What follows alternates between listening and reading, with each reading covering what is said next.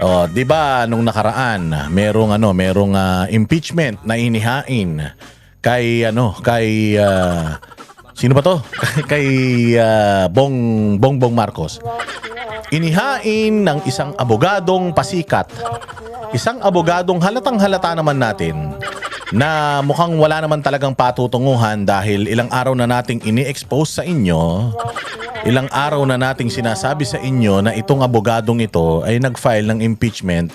Merong at least 5 grounds na lalabil 5 papel.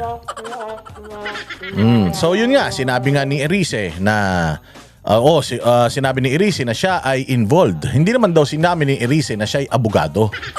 Oo, pero totoo yung sinabi ni Erice na siya ay nagtanggol. Pinagtatanggol niya si Lisa Marcos laban kay Glenn Chong by means of filing a disbarment case against Glenn Chong. Pero never pa daw niyang na-meet, nakita or nakausap itong ating First Lady. Pero out of the blue, siguro natutulog siya, nagising siya, natatais siya. Pagbukas siya nung dyaryo, habang tumatais siya, kasi marami siyang kinainging mga malunggay nung gabi. Pagtingin niyang ganon, sabi ni Glenn Chong, sasampalin kita. Sabi niya kay hindi daw yan ang standards ng mga abogado. Kaya sabi niya, ididemanda kita. Ipadidisbar kita. Out of the blue, hindi sila magkaano-ano, close or anything ni Lisa Marcos. Basta lang, naisip lang niya out of the blue. Ganun din. Ngayon din, out of the blue, nagbabrowse siya sa Facebook, nakita niya yung mga reklamo kay Bongbong. Tumae siya ulit, nahirapan siyang tumae dahil matigas yung kanyang kinain nung gabi. Kumain siyang maraming banana Q. Ngayon di siya matae, nagbukas ulit siya ng mga dyaryo, nakita niya sa mga news clippings na maraming mga reklamo kay Bongbong, nag-file ulit siya ng impeachment complaint at in-endorse ito ng isang congressman na alyado or stalwart, sabi nga stalwart ng United Nationalist Party, UNP, na alam nating taga-suporta ni Bongbong Marcos.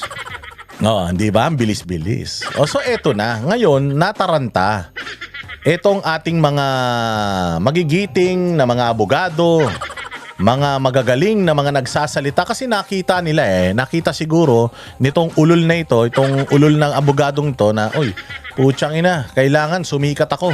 Mag-file ako ng impeachment. Pero, yun nga ang sinasabi nila Erice, na basura yung kanyang impeachment complaint at yung kanyang impeachment complaint ay likely or malamang mga mataas ang porsyento, mga 80% to 85% ang chances na mabasura yan doon pa lang sa Committee on Justice. Mababasura yan. Bakit? Bagamat may grounds yung kanyang mga grounds for impeachment, kulang sa proper documentations, kulang sa rekado, kumbaga, nagluto siya ng adobo ng asin lang. Hindi niya ginisa sa bawang, sa sibuyas, hindi niya nilagyan ng toyo at suka. Basta sinabi niya adobo yon. Pero pag bukas mo, hindi naman siya mukhang adobo, para lang siyang inasnan na asin, na karne. So kulang. Walang mga ebidensya, puro news clippings yung kanyang ebidensya. Bilang isang abogado at matagal ng politiko, sabi ni Erice, basura to. Basura. Pero kita mo, sumasagot yung abogado na yun, hindi niya sinasagot yung mga sinasabi ni Erice tungkol doon sa mga news clippings, 15 pahina na kanyang impeachment complaint. So doon pa lang, alam mo na kagad na putang ina, posible talagang pakawala nga ito.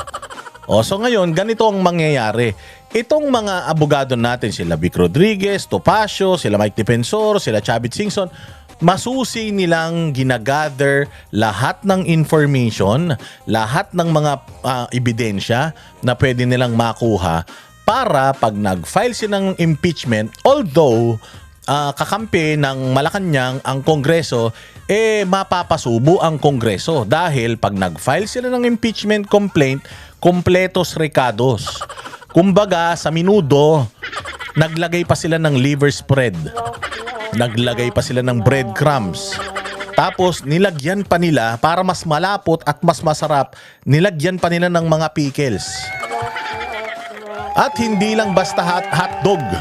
Hindi lang basta hotdog na mumurahin yung nilagay. Ang nilagay nila sausage ng pangmayaman. Oo, Virginia hotdog ang nilagay nila, hindi Pure Foods, kasi yung Pure Foods parang ano na parang suka ng pusa. Oo, hindi na masarap yung hotdog nila eh. Yung Virginia masarap pa rin yung hotdog. Yun ang nilagay, may keso-keso pa. Talagang kompletos recados yung gusto nilang mangyari. Ngayon, nagpasa itong tarantadong abogado na ito ng Malabnaw na impeachment complaint. Madidismiss yan, pasok ngayon sa bar rule na 1 taon. Patay tayo dyan.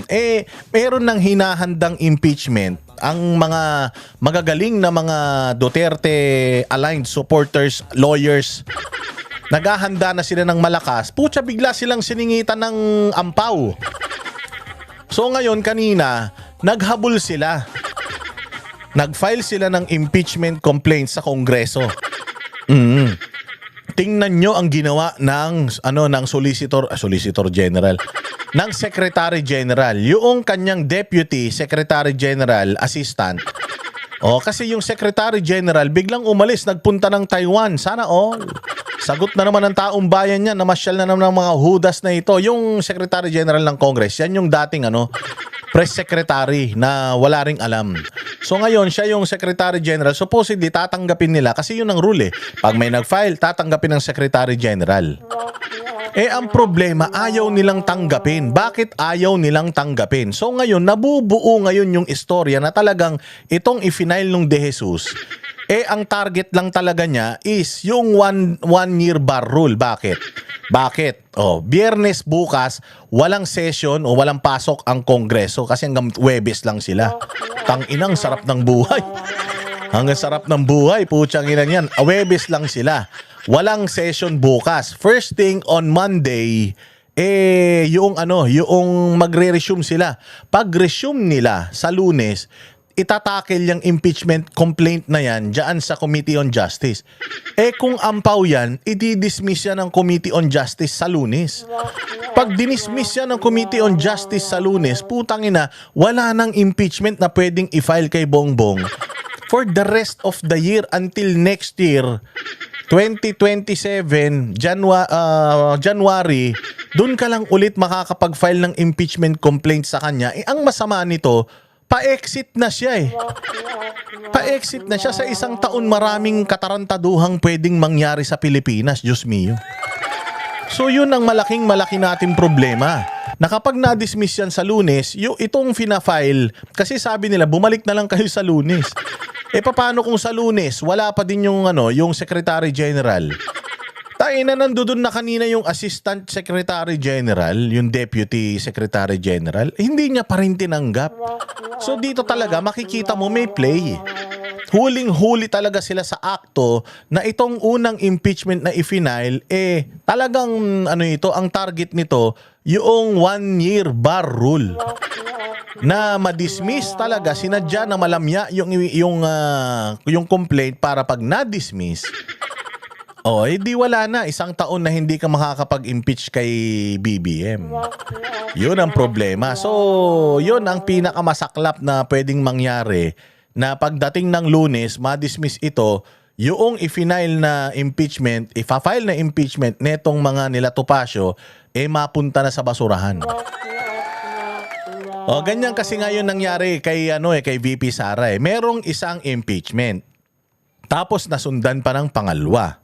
Nasundan pa ng pangatlo. Tapos yung pang-apat, yun ang ginamit nila para umusad. Anong unang nangyari dun sa 3?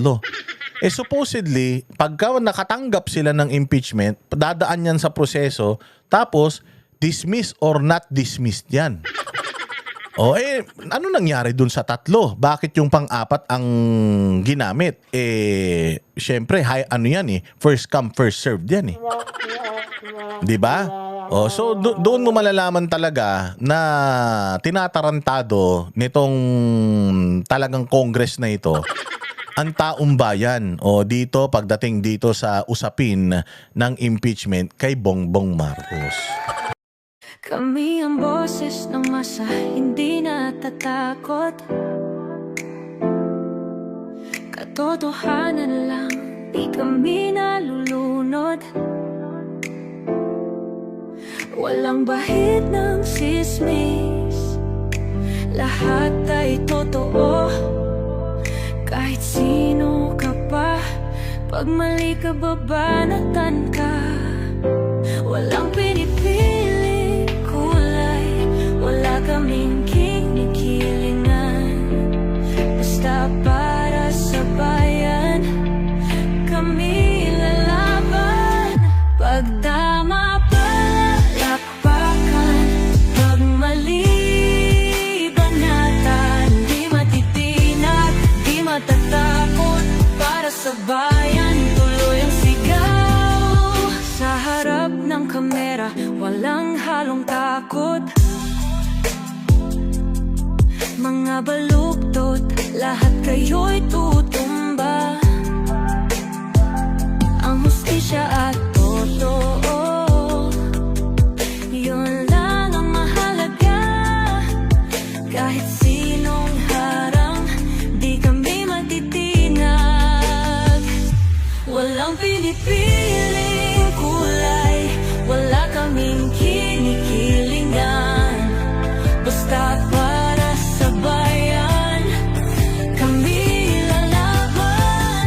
Pagtama palakpakan, pag mali banatan. Di matitinag, di matatakot, para sa bayan tuloy ang sigaw.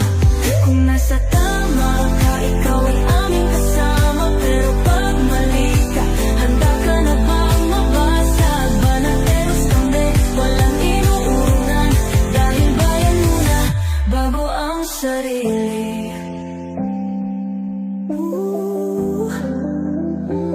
Bago ang sarili.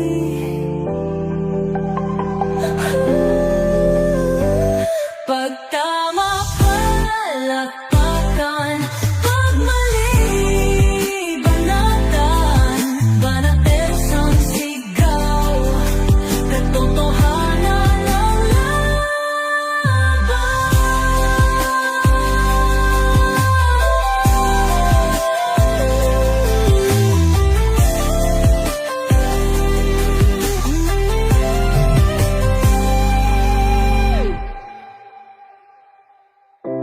Sa harap